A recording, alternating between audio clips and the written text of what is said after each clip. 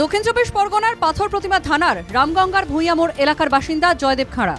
জয়দেবের প্রতিবেশী প্রহ্লাদ ভূঁইয়া। প্রতিবেশী দুই পরিবারের মধ্যে দীর্ঘদিন ধরেই বিবাদ রয়েছে। বছরের প্রথম দিনেই দুই পরিবারের মধ্যে বিবাদ ওঠে চরমে। জয়দেবের অভিযোগ, মঙ্গলবার সকালে তিনি নিজের জমিতে পড়ে থাকা খড়ের গাদায় আগুন দিয়েছিলেন। সেই আগুন তার প্রতিবেশী প্রহ্লাদ ভূঁইয়ার বাড়ির দিকে যায়।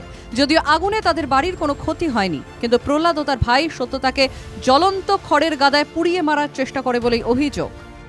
খড়গুলো নষ্ট হওয়ার জন্য আমি আগুন ধরে দিয়েছি। এবার জোরে জোরে ওদের ঘরের দিকে আগুন দিয়েছিল বলে ওরা বলছে। এবার আমি যখন যাই ওদের বাড়ির দিকে আগুনটা যায়নি, ওরা জল কিছু দিয়েছে। আমি বলি ঠিক আছে, আমার ভুলে গেছে, আমি জলটা ঢেলে দিচ্ছি। বলার সাথে সাথে প্রহ্লাদ ভূঁইয়া এবং সত্য ভূঁইয়া ওই আগুনে করে আমাকে জাঁকিয়ে মেরে ফেলার জন্য চিন্তা ভাবনা করেছে। ওই তো আমাদের একটু রাগারাগি ছিল এর আগে, ওরা এর আগে আমাকে মারধর করেছে। বাড়ির পাশে জমিনে আগুন দিয়েছিল। এবার মাঠ থেকে আগুন দিয়ে বাড়িতে গেছে, বাড়ি থেকে তুলে নিয়ে এসে সত্য ভূঁইয়া এবং প্রহ্লাদ ভূঁইয়া দুজন আগুনে দাঁড়াতে সেঁকে দেবে, তুলে আগুন।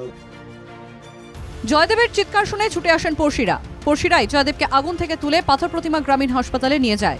অবস্থার অবনতি হওয়ায় জয়দেবকে কাকদ্বীপের সুপার স্পেশালিটি হাসপাতালে পাঠানো হয়েছে।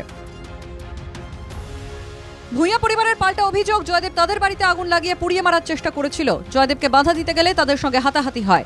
সে সময় আচমকায় তিনি, তার দাদা ও জয়দেব আগুনে পুড়ে যান।